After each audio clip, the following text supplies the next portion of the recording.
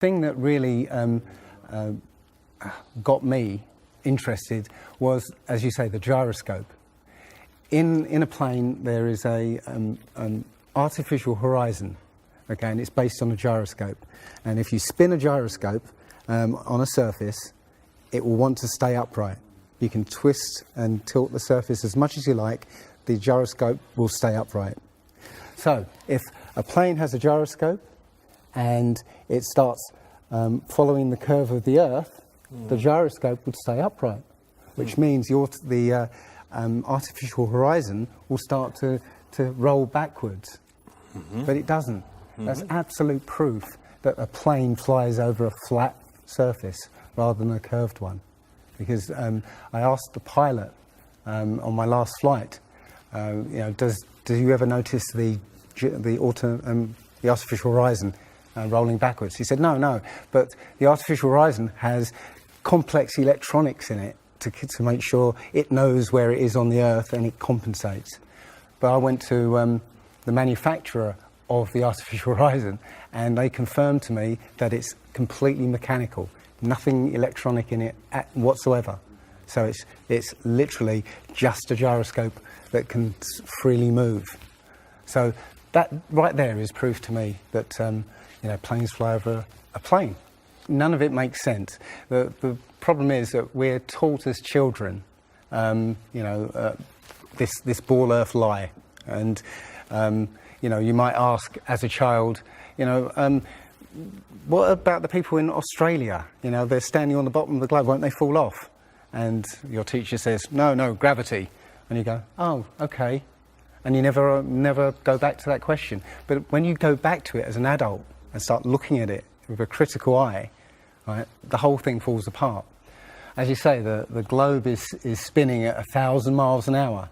Neil deGrasse Tyson, who's a leading astronomer in America, I'm Neil deGrasse Tyson, bitch.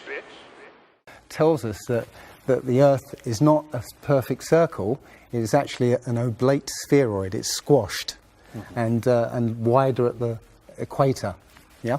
So Earth, throughout its life, even when it formed, it was spinning, and it got a little wider at the equator than it does at the poles. So it's not actually a sphere, it's oblate, and officially it's an oblate spheroid. That's what we call it. But not only that, it's slightly wider below the equator than above the equator. A little chubbier. A little chubbier. Yeah. Chubby's a good word. It's like pear-shaped. So my question to him would be, why is there land at the equator? Because water will move more readily than rock. So if the Earth is spinning, the water will be collected at the equator. I mean, if you spin a wet tennis ball, the water shoots off at the equator, essentially. So all the water will be gathered around the equator. So why is there land at the equator? Doesn't make any sense. The other thing that's about the spinning Earth is looking at the stars. Now, directly above the axis of spin is the pole star, Polaris, okay, directly over the North Pole. And we're told that the reason that all the stars spin around the North Star is because the Earth is spinning at 1,000 miles an hour.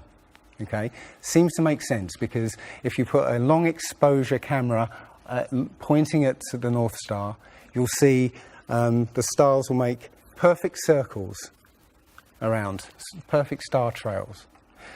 The only problem is the Earth is also orbiting the Sun at 67,000 miles an hour. Okay, the Sun is moving, dragging the Earth and all the planets up that way or that way at 600,000 miles an hour. So why do we see perfect circles? Because that's the slowest speed, that's slowest motion in that mix.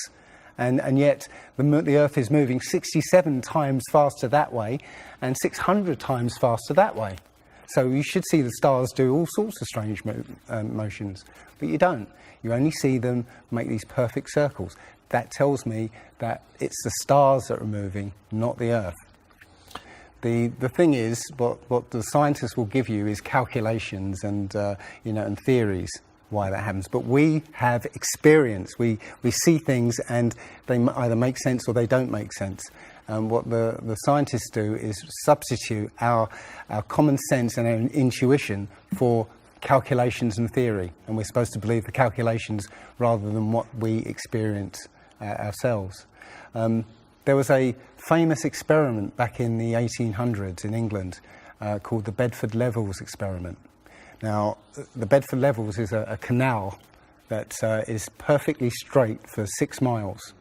Okay, so what a chap called Samuel Rowbottom did was he took a telescope, put it in the water about 8 inches above the water, and he had a friend, in a rowboat with a flag on the back, row all the way to the other end, and he was able to see the flag on the back of the rowboat the whole distance.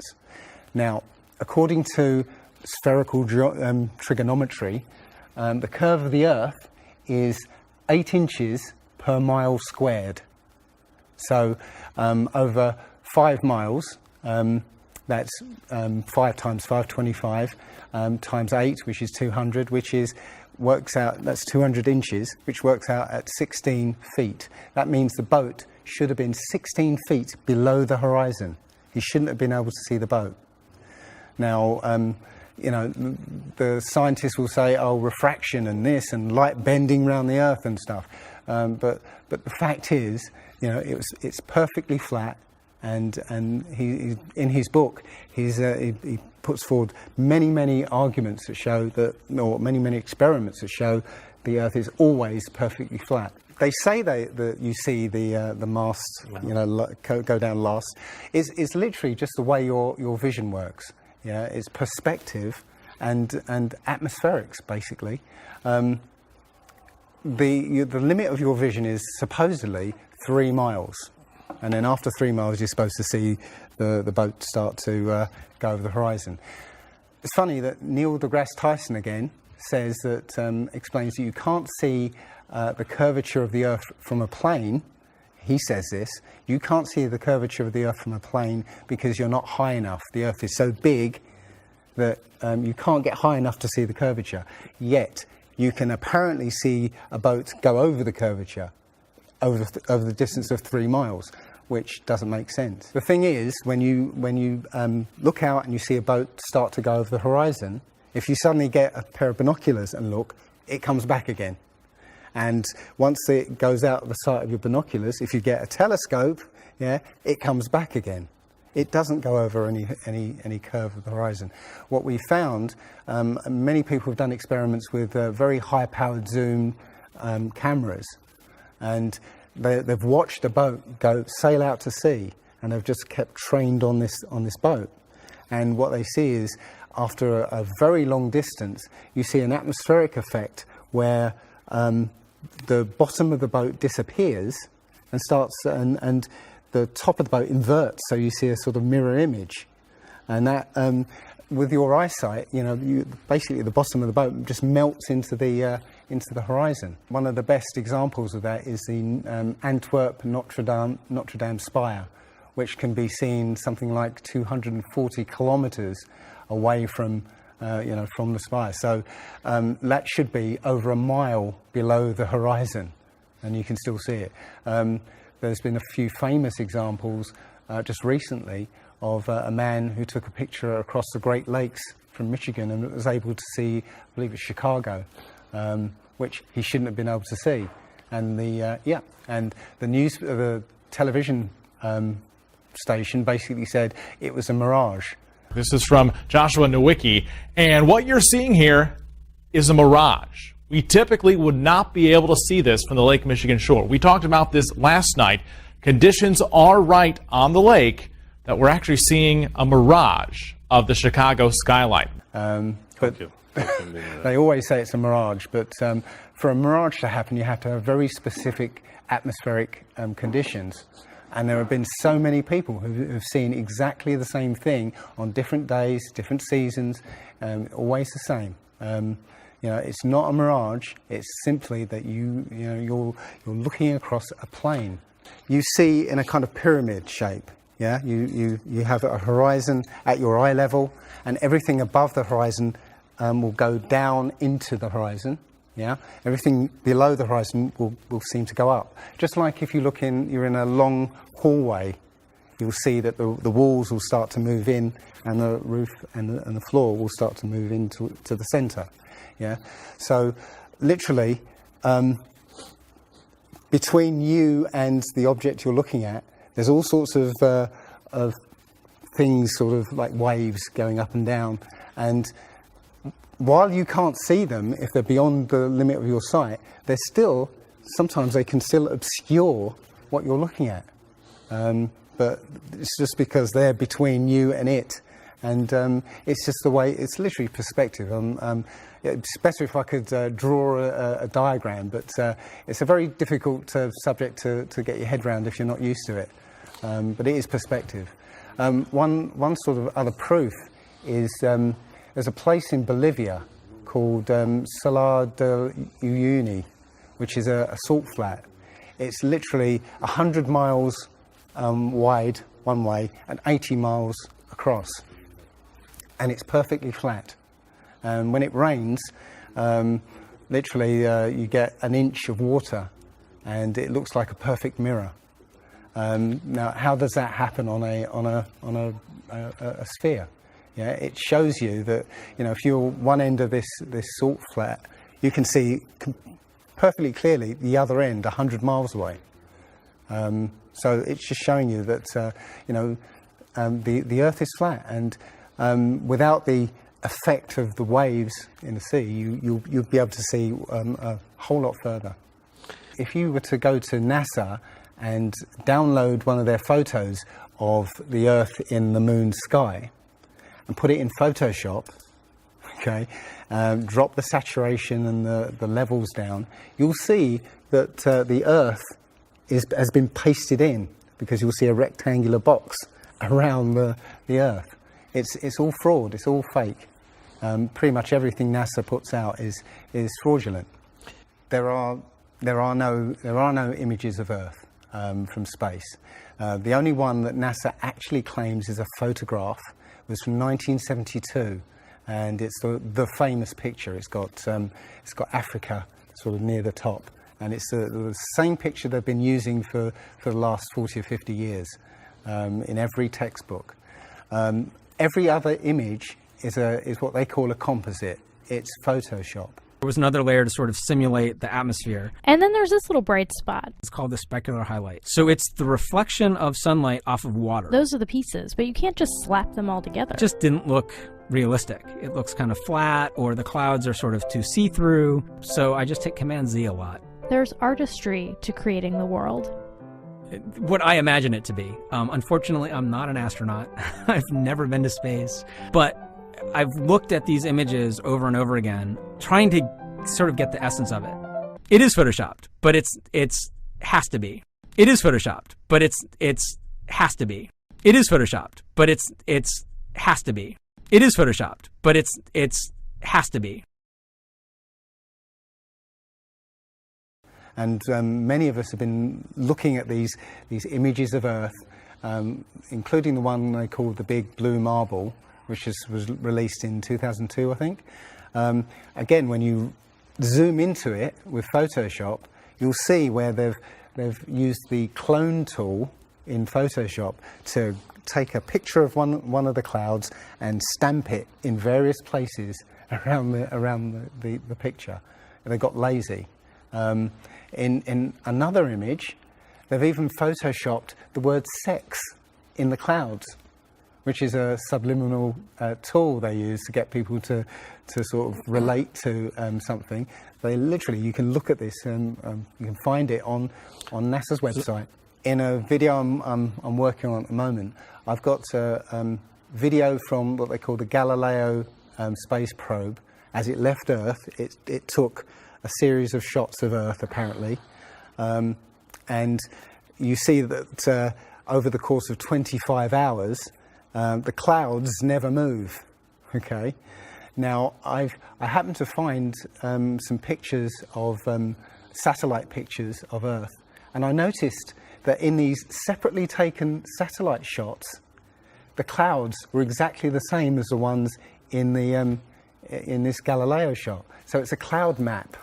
It would be very simple indeed to just silence everybody, put an end to this topic once and for all, turn the Hubble round and show us Earth in real time, zooming in onto a place so that we can see what's happening at that place, and we know that there is something up there looking down on us from space. But they will not do it. They can't do it. It doesn't exist.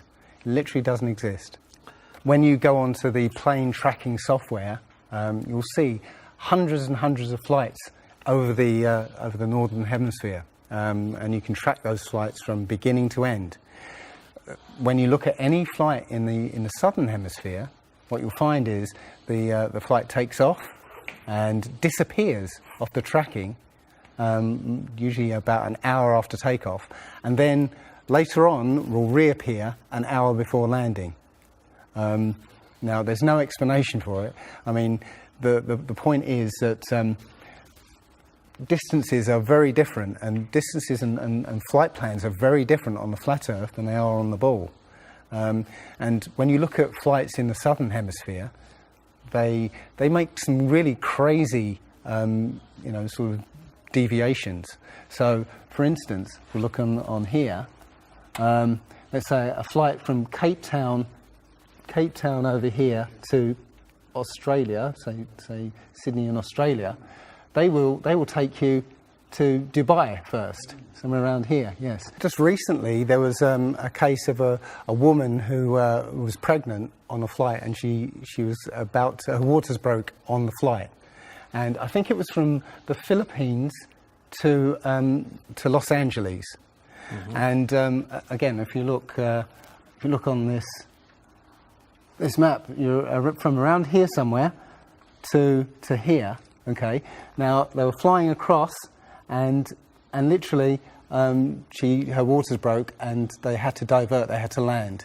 So instead of either going back to the Philippines or going on to Los Angeles, they landed in Alaska. Which again, if you look on the flat map, it's again a straight path. Santiago, Chile to Australia, mm-hmm. right? Will usually stop in Los Angeles. Again, you can see on the flat map that it's again a straight path. It all seems to make sense, and if the only thing that would sort of confirm it or disprove it would be GPS, but hey ho, GPS doesn't work in the southern hemisphere. This is an issue because there have been a few people who said they've taken flights that have taken only 14 hours, and they're direct flights from Australia to South America. Now, somebody has actually redrawn the flat map to take into account these the distances, and apparently the distances work out. I haven't seen the map myself, but I should be looking further into it. But yes, up until these people came forward, and again, I haven't seen any real evidence that they have taken these flights. They told me they've taken these flights, but who knows? They can actually advertise a flight that's direct. They can price it out of the range of most people to take, and then if anybody does take it, they could cancel it. I don't think any flights actually fly directly over the North Pole at all. I think they skirt the North Pole, mm-hmm. but I don't think they fly directly over the actual pole. So mm-hmm. I don't know if it's to do with magnetics.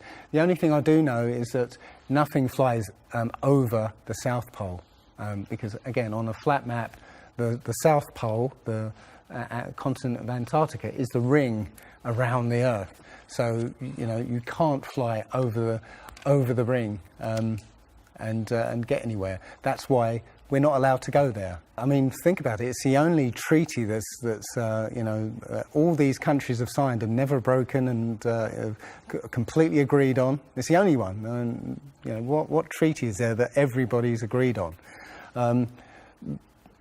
We're being kept away from it for a reason. They have some scientific bases there, and literally it's controlled by the military.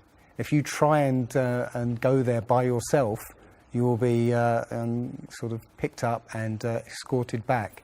There was a guy called Jarls Anderhoy who tried to take a mission to the Antarctica, and he was picked up and taken back by the military. It's a good reason, because they don't want you finding out what's beyond. Admiral Byrd he actually did four expeditions, and most of them were military expeditions with huge military groups. Thousands of people, planes, boats, the works. And yes, he confirmed in an interview that he discovered a continent as big as the continental United States out there, that was with warm water lakes and mountains and everything, that was completely uninhabited. And he described it as the other side of the South Pole to Middle America. So on the globe, that means it would be somewhere in the Indian Ocean. There's a huge continent that nobody knows about. So yeah, there's more going on than meets the eye. The other thing is, after Admiral Byrd came back after his last expedition, Antarctica was sealed off, and both America and the Russians started firing nuclear missiles straight up.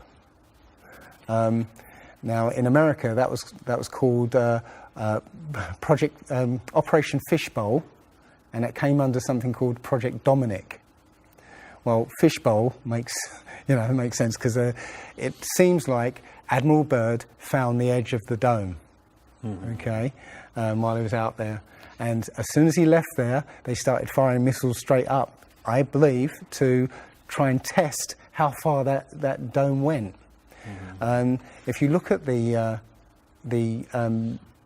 footage of these explosions, what you'll see is an explosion. Well, when a bomb goes off in midair, it's a fireball. It expands in all directions and mostly up. Okay. Now, if you look at these explosions on Operation Fishbowl, they explode outwards in a ring, which means it's exploding against something, because it can't rise with the heat. So it's exploding against something and exploding outwards. Okay, and the middle of the explosion, you'll see it glows, hot, and then it cools over time. So it looks to me like they were exploding against a dome. Now, I said it was Operation Fishbowl, obviously Fishbowl, but there's a chap called Rob Skiba who discovered that the Project Dominic, the word Dominic means of the Lord, Fishbowl of the Lord.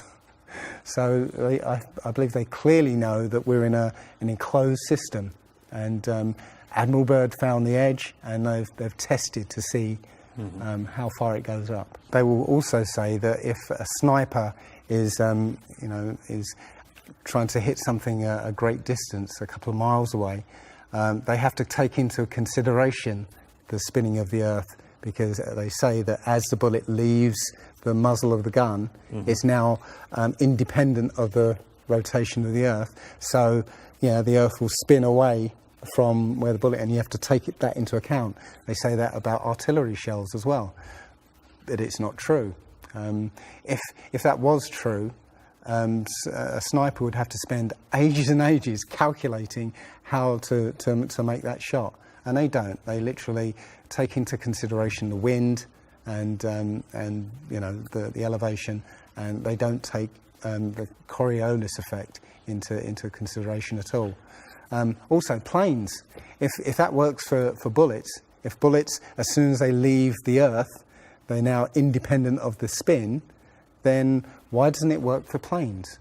There's a video on YouTube that actually tries to explain that the Coriolis effect works by using example of a paper plane. You have to throw it. If you throw it north, the Earth will spin and the plane will land sort of east. But if you take the idea of a real plane, a plane would have to aim north to go east in that case. But that's not what happens. And if that was the case as well, planes would have to land on runways that are moving. And that would be impossible. But how is it that you can take a flight from London to New York and it will take exactly the same time as a flight from New York to London? Yeah, one's with the spin of the planet and the other one's against it. So it doesn't make sense.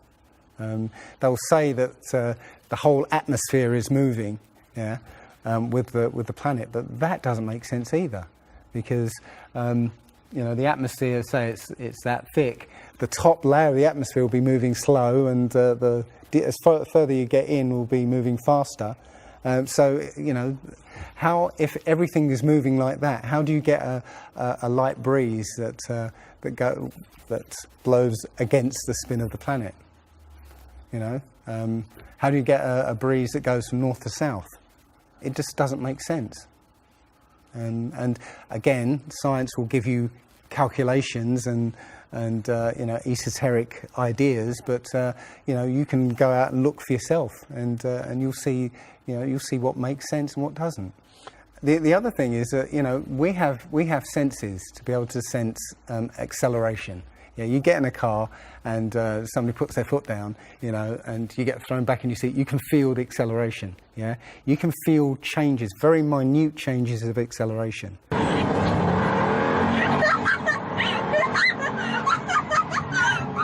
Yeah.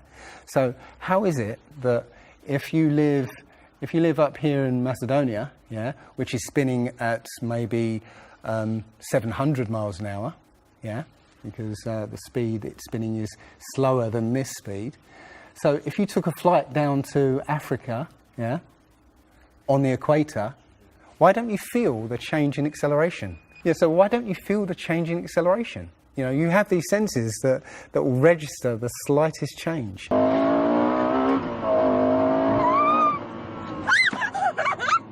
Yeah, but you get off the plane there and you don't feel dizzy, because now you're moving a lot faster. So no, it doesn't make sense.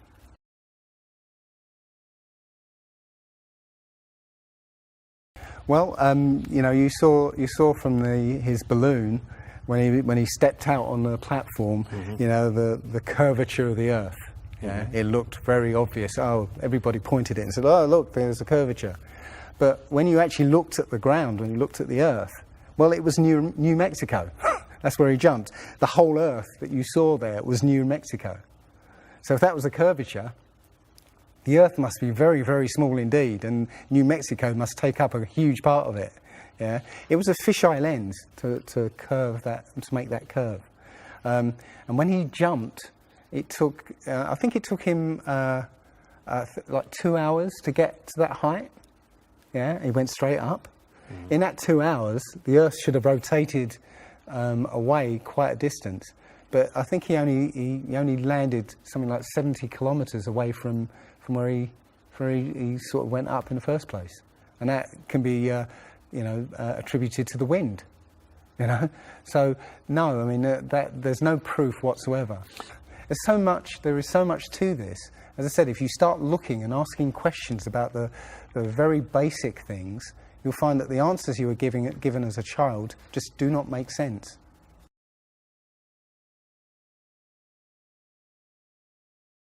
So the idea there is that it must be a globe because the sun. If the sun's here, then it's got to be dark on the other side. Well, the thing about the sun is that we're told it's 93 million miles away. It's not. It's actually something around 3,000 miles away, and about 34 miles across. That might sound really crazy, but if you look at look out on a day that's got broken cloud, you'll see that the sun rays will come out at an angle. Most people have seen this. The rays come down at angles. If the sun was 93 million miles away, then all the light will be coming parallel. So if you imagine, there's no way to show 93 million miles, but something way, way over there, all the light that reaches this globe will be parallel. There's no way that light can come that far and spread out like that. Now, if you follow those light rays, you'll see exactly where the sun is. And as I said, it works out to be about 3,100 miles. Now, if that's the case, and the sun is circling over this flat plane, yeah, its light range is limited. So it's illuminating the path of the Earth. It's like over at the moment. So, say over Europe, it might, or over South America there, it's over there. Well, Australia's going to be in the dark because the sun isn't going to throw enough light to illuminate Australia. Yeah. Now, most people say, well, I see the sun rise and set. How can that be if it's just going round in a circle? Well, that's perspective again. If you actually see video of the sun coming up and going down, many times you'll see that the sun starts off as it's coming up very, very tiny, and it gets bigger as it gets closer to midday and then gets smaller again. It's literally that effect of perspective, you know, with something's above you, like the ceiling in a hallway, yeah, as it goes further away, it will seem to sink down towards the horizon until it disappears beyond the limit of your sight. And that's all you're seeing. You're seeing literally the sun circling overhead, but seeming to set.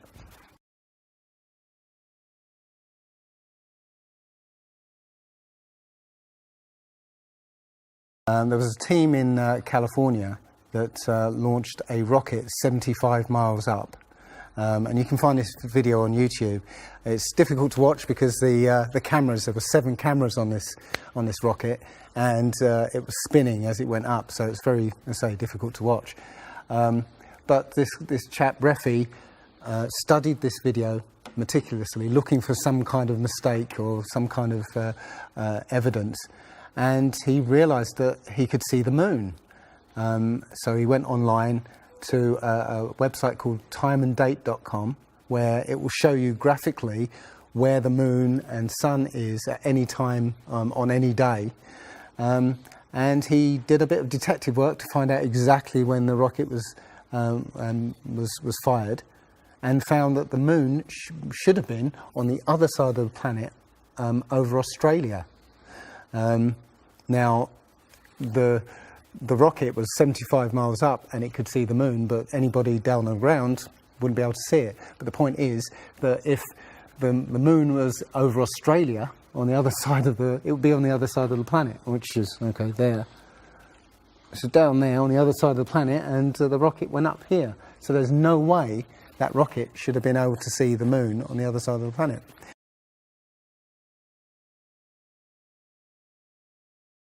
If you watch the trajectory of the space shuttle, it doesn't go straight up. It always goes in a curve and out to sea. The point is that they actually go horizontal. The space shuttle goes horizontal. It never goes any further up. It goes horizontal, very, very low down in the atmosphere, because it drops its external tank while it's still in the atmosphere. So, you know, it's still in the atmosphere while it's horizontal, so it never gets any higher, and it goes out of sight, not because it goes too high, because it goes too far downrange. And it seems that nobody's ever on the space shuttle, and the proof of that is the Challenger disaster. In, I believe it's 1986, the Challenger exploded just after takeoff and killed 7 astronauts. But it turns out that 6 of the astronauts are still alive, and most of them are using their original names. And you can find pictures of them. They're using the same names, and they're doing ordinary jobs now. Teachers, lecturers, lawyers, whatever. But they're still alive. I think it's a mock-up. I think it's an empty shell, and literally just dishes in the sea, out of sight. and they have a plane that's mocked up to look like a space shuttle, and you can see whenever the space shuttle lands, you can hear it. It's a loud jet engine. You watch any video of the space shuttle landing, you can tell it's a jet engine. It's a jet-powered aircraft. That's it. It's not a glider.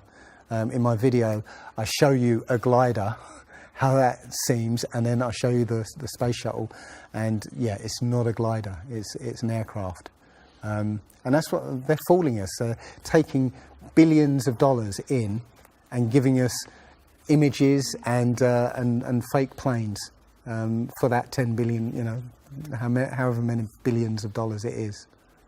That you've got the external tank and the space shuttle. Yeah, it's like horizontal at this point, and then they drop the tank.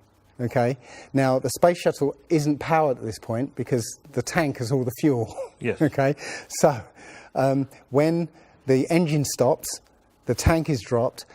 Basically, the space shuttle and tank should follow the same path because neither of them are powered. They should both fall in the same way. Now, because the tank has all the fuel, those pods on the back of the space shuttle aren't fuel tanks. They have a very, very small amount of fuel in there for orbital manoeuvring.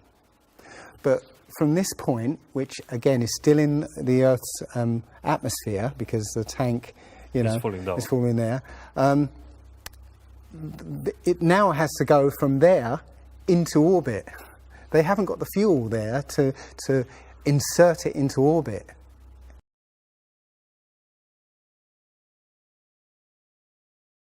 Disney and NASA have worked very closely together. Disney worked with NASA on the moon project. Yeah, they made it. They filmed it so that it would be entertaining for the masses. Yeah, and they're still working with NASA. I absolutely believe that Stanley Kubrick, you know, filmed the moon landing. He left a few clues just to say, so that, you know, like Michelangelo. Yeah, so that we eventually would know that this was his work. Yeah, I did this. It's a joke. It was meant to fool people in 1960s. So you got like clear footprints, but yet you don't have where an impression where the pads of the lunar lander were. Or a blast crater where the engines were blasting downwards, and also the camera followed the capsule straight up, right, and it followed it very precisely, right, and it stopped when it started to pitch over, right. Now, NASA says, "Oh, we did it remotely." Well, there was a 2 or 3 second delay between sending signals and the camera starting to respond, and then another couple of seconds for them to see what's happened. So it's next to impossible to get that sort of accuracy with that kind of, and it's only done once. I mean, they can't sort of keep doing it over and get it right. You know, they do it once and they got it right the first time. So no, it's either they left an astronaut on the moon to film them, or it was fake. It was fake. It was absolutely fake. There's not too many people involved in this. I mean, NASA controls space as such. The other agencies, have popped up, but literally it's a money-making scheme. NASA makes, you know, hundreds of billions of dollars a year. Dobra, Rusi. Okay. The Russians, okay, they're getting in on the act as well. You know, they make money from this. And have you seen the imagery that they put out? The Chinese have put out, or I think it was the Japanese that put out images of Earth from the moon, and it looks even more fake than NASA's ones. It's a money-making scheme, and they're all joining the bandwagon. But you know, that isn't the first thing that's been hidden over the years. I mean, we're all driving petrol cars because 100 years ago, the Rockefeller family basically cornered the market on oil, and the car industry was going electric. So, you know, all cars would have been electric from the get-go. But they basically forced everybody to use petrol cars, and have hidden this secret. And literally, we could be running around in electric cars that have unlimited mileage by now, but we're still using these 100-year-old machines, dirty machines, because of a secret that's been kept. It's easy. If everybody's been trained into believing that this is real, right? And there's space, and it's within our interest to explore space and go to the moon, go to Mars. Yeah, people will pay for it, and they're making billions. And yeah, there's more to it, because I believe there's a big deception coming, and it's to do with aliens, because now since Roswell, 1947. That was the first time anybody had ever understood the idea of aliens. But since then, we've been bombarded with science fiction and the idea of aliens. And most people believe there are aliens out there. So they've prepared us for an alien invasion or an alien saviour. And I think the flat Earth came along at the right moment to educate people, to make people believe or understand that we've been lied to. And if you know, as I know in my heart now, that is real, this isn't, I will not be fooled by aliens coming, because there are no aliens. There's no space. Yeah, it's all fantasy by Disney and NASA.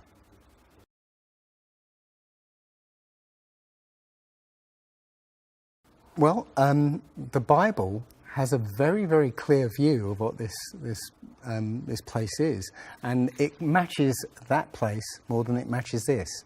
Okay, and what it says is the great deep is under it, just water. It's just deep water, and above the firmament is water. And it says in Genesis that he separated the water below from the water above, and made a space. And then made dry land appear out of the water. So what's under the flat Earth? Well, it's water, and it just goes on. Again, I don't know for sure, because I've not been under there. I don't know what's past the outside of, or the first few hundred miles of Antarctica. But everything I've seen over the last year and a half tells me that is true and this isn't. And I'm starting to believe and trust my intuition about this.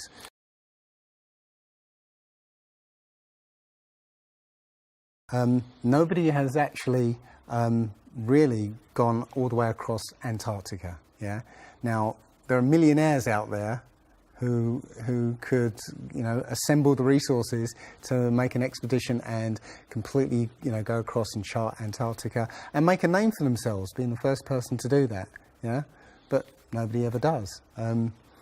One thing I was going to say, which is totally off topic, but the topic I really want to go to is that ordinary people, have become scientists through this.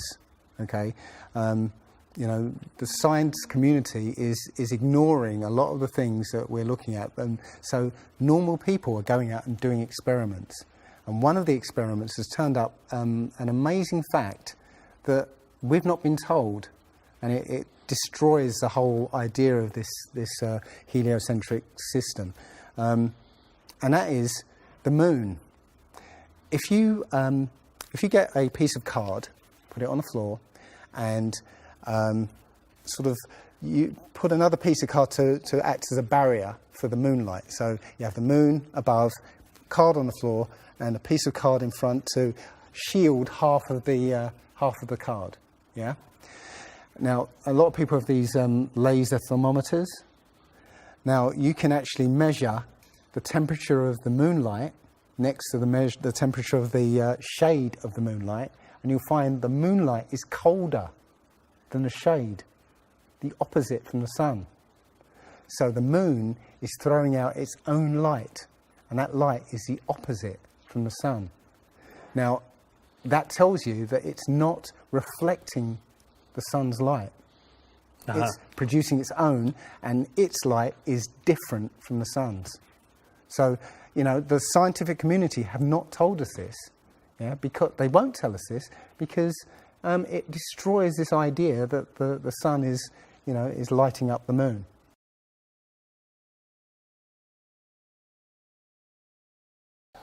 This world is very different from what most people think it is. There are very powerful people who essentially rule this world right now.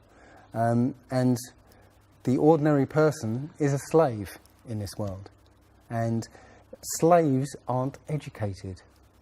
You know, they're taught what they need to, or, you know, they need to know. That's it. They're not taught truth. They're taught what they need to know.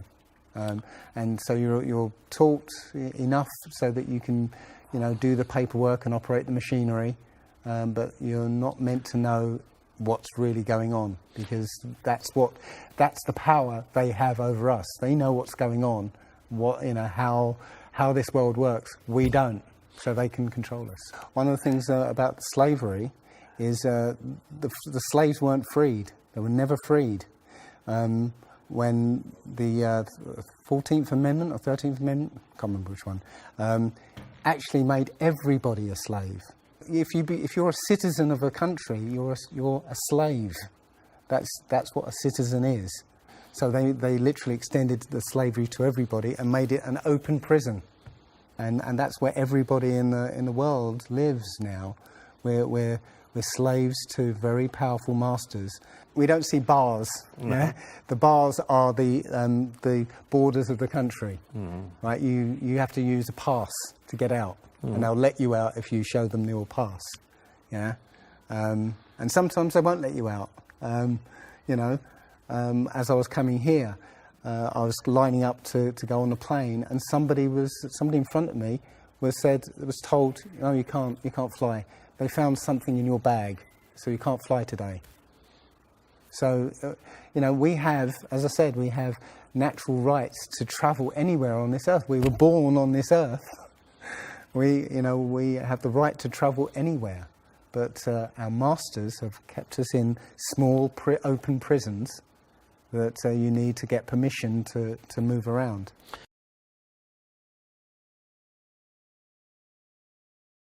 This idea that, billions of years ago, nothing exploded and then everything came out of that nothingness, ridiculous. But they try to make you believe that the idea that a supreme being, a creator, created this is ridiculous compared to that idea.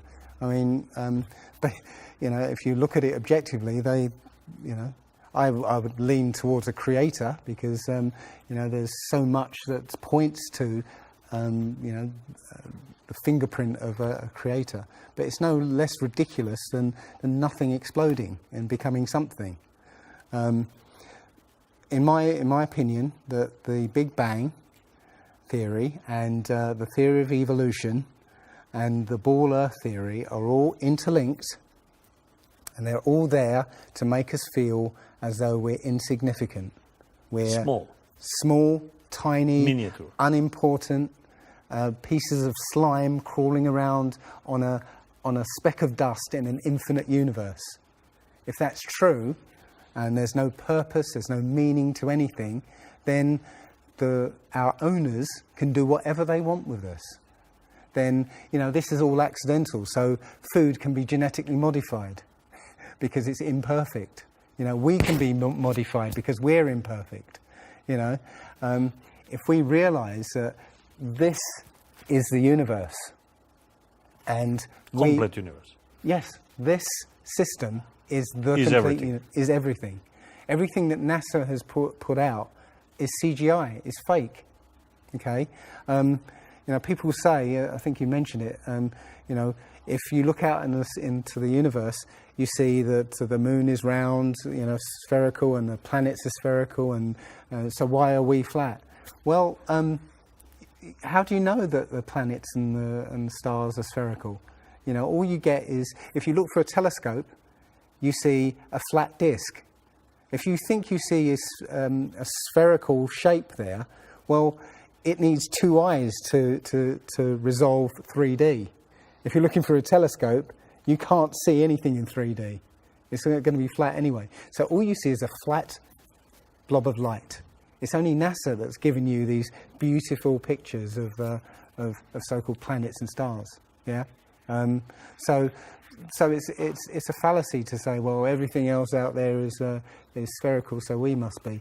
You know, how this is special. You know, so why? It's like saying a basketball is round, so why isn't the court round? You know, it's a fallacy. So this idea of a ball Earth, theory of evolution, the Big Bang, is all about making us feel nothing, so that we can be used.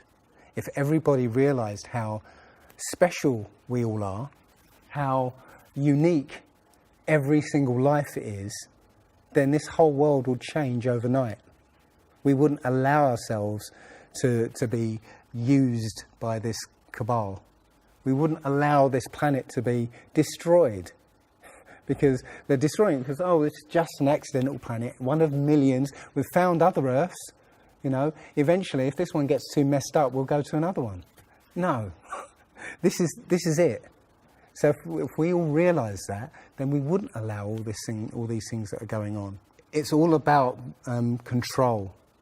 There are a small group of people who want to control the world, and because there's so many of us out there, you know, they can't control us directly. They can't, you know, this small group of people can't, you know, come round to all of us and control us directly. So they must use our own minds, our own hearts and minds against ourselves. And this is what they've done. They've educated us into this world, into this globe spinning, you know, heliocentric Big Bang evolution world, which makes us nothing.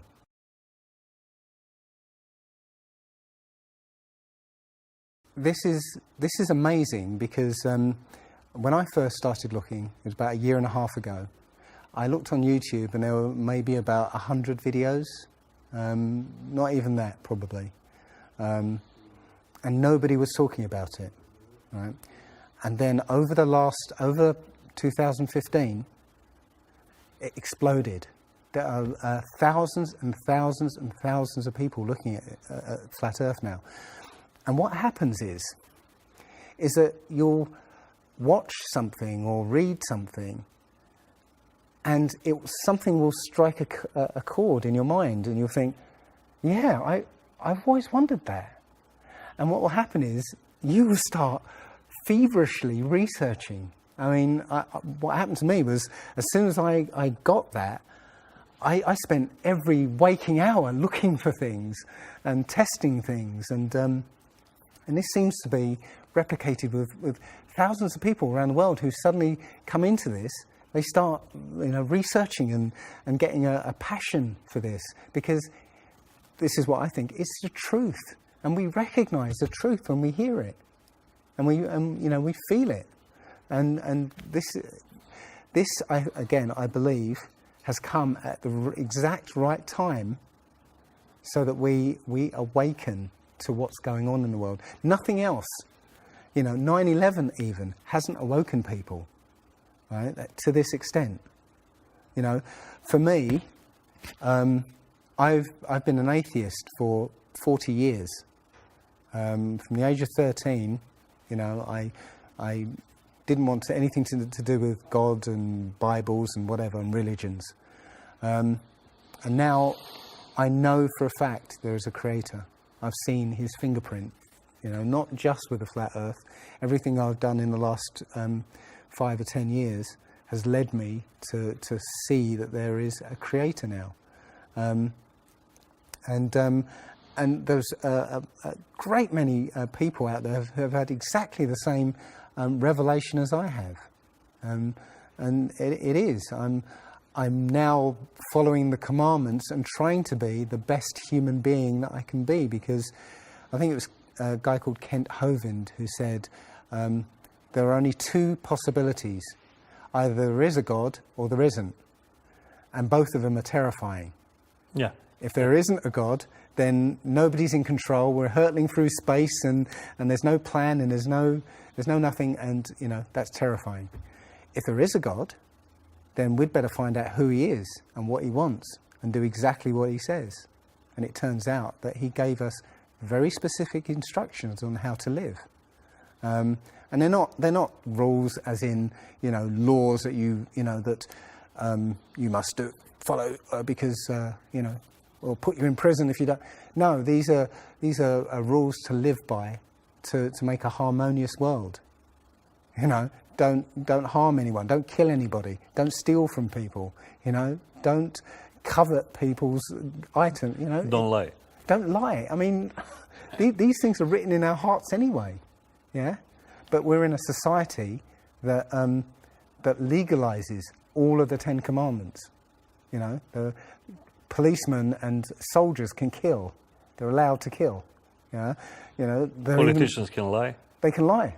They're lying all the time. They're lying all the time. Police have been told that they are allowed to lie to try and get to catch somebody. Yeah, they're allowed to lie. Everything in the 10 Commandments is legalized in this society. That tells you who runs this society. Yeah.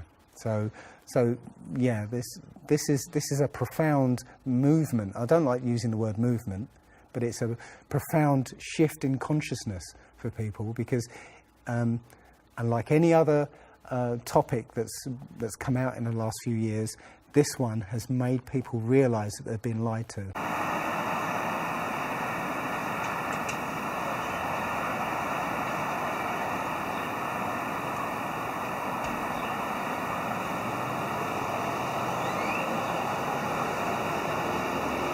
Like the sun's behind that glass firmament.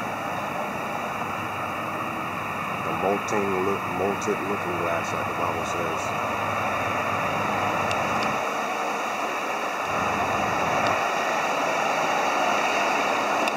They're going up, and the astronaut thinks he's leveling off this way, going around, when in effect he's leveling off this way, and he goes around in a circle, like so. The farther out he goes, the less he sees of the Earth. He makes a bigger circle, he can make as big a circle as he likes, and which is in effect exactly the same as if he was going around the world this way and going out farther, he makes a larger orbit.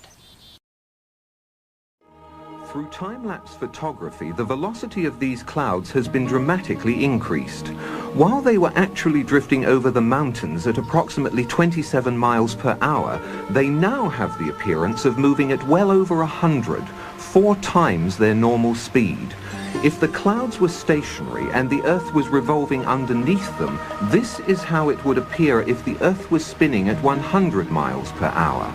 Yet we're told that the Earth is spinning at 10 times that speed. Consider this. Those who maintain that the Earth is a globe that spins suggest that people standing at the equator are being whirled around at approximately 1,000 miles an hour. They further maintain that the Earth is spinning around the Sun at a speed of 67,000 miles per hour, and that our Sun is supposedly racing around the center of our galaxy at some 600,000 miles per hour. And yet, you and I both know that on many days it's possible to stand outside without a single hair being messed up by the breeze. You put your hand outside a window of a car which is going even at 80 kilometers per hour, a terrific wind goes blasting by and pushes your hand back. Imagine putting your hand outside the window of a car that's going 1,600 kilometers per hour. We just take your hand right off. With a sphere of 4,000 miles radius being spun round once every 24 hours, a little bit of calculations will show that that person there is being spun round at about 1,000 miles an hour and it doesn't know it. I mean, this is obvious nonsense. You go on a merry-go-round and it goes, I doubt, more than 10 miles an hour and you get off all dizzy. You mean to tell me that people can be spun round at approximately 1,000 miles an hour and not know it? Why, if this is so, this whole room that we're in is supposedly being spun round at something of approximately that order of speed, and we don't know it? There's all kinds of evidence for the phenomenon of what's called continental drift. This means that the continents are able to move as if they're floating on a fluid. Now, if the Earth is spherical, if it's spinning, anybody knows that if this is spinning very, very, very fast like that the continents should all be located at the equator, because centrifugal force would move the continents from the poles to the middle. One of the real big problems that maybe is a little bit easier to understand, sound doesn't travel nearly that fast. So, for example, if you're at the equator and you wanted to shout to warn somebody, it's quite possible they could never hear you, because if you're shouting, say the Earth was spinning in this direction, and you were shouting in that direction, the sound could never catch up to the person who's, of course, being carried away by the Earth. In October of 1929, Andrea again tried to focus the world's attention on the controversy by proving the notion the Earth spins to be absolute nonsense. It was reasoned that if a dirigible was to go aloft in England and hold itself perfectly static, then by the accepted theory the Earth should rotate underneath it and New York should come into view some 4 or 5 hours later. In fact, England was never lost from view. The dirigible eventually ran low on fuel and had to land. Andrea insisted she had made her point. But New York wasn't paying attention that day. The stock market crash monopolized the headlines then and for some time to come. Andrea had again been upstaged.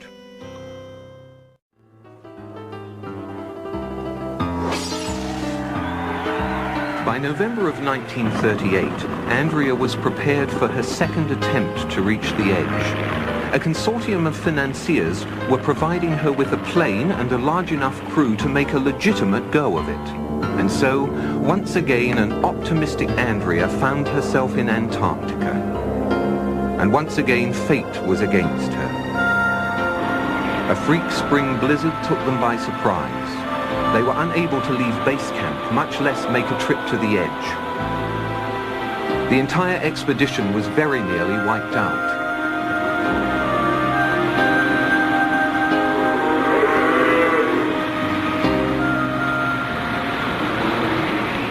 That was the last attempt Andrea made until 23 years later, when she set off alone by snowmobile in 1961. Until recently, that was the end of the story.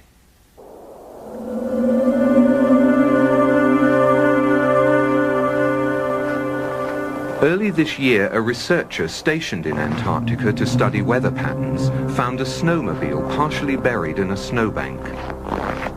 It had run out of fuel and there were no signs of Andrea anywhere. But he did find these, a camera and a note. The note says only, "I have been there. The debate finally comes to an end. Signed, Andrea B." It had survived the frozen elements for nearly 30 years. Unfortunately, the researcher inadvertently opened the camera, exposing the film inside. Any pictures were lost, and Miss Barnes' trip is still very much shrouded in mystery. There was no description of what she had seen or how far away it was. But if we are to believe the note, then Andrea Barnes was very likely the first person in history to visit the edge of the Earth.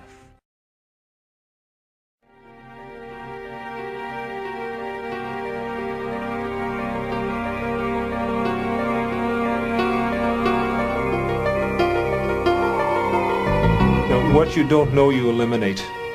And that's in my opinion, is what the globular Earth theorists have done. They've just eliminated what they didn't know. The more honest approach is the flat Earth approach, where you say, well, we don't know what's at the ends, but the ends are there. Little video of the sun and the moon, something rather strange. There's a bit of a flat horizon there. What you can see here, it's like the Andalusian Mediterranean, is the sun's fully in the sky. And also, the moon is fully in the sky. But we can't see all of the moon. Why is it not full? We're told in mainstream science that the sun's angle to the moon creates the phase. and the moon's completely lit by the sun. So why is that area of shade not lit? The whole sun can see the whole moon in the sky. So it doesn't make sense. I think people are looking into books and televisions more than looking with their eyes, maybe. Also, this phenomena we see, I mean, it pretty much proves the moon's, the sun's not 93 million miles away and the moon's not, 250,000 or something miles away. Or you get a completely different phenomena. They're both probably within 1,000 miles of the humans here on Earth. And no one looks up, really. People don't even look up at chemtrails. There we go, sun and moon in the sky. Both can see each other at a complete straight angle. And the moon's not full.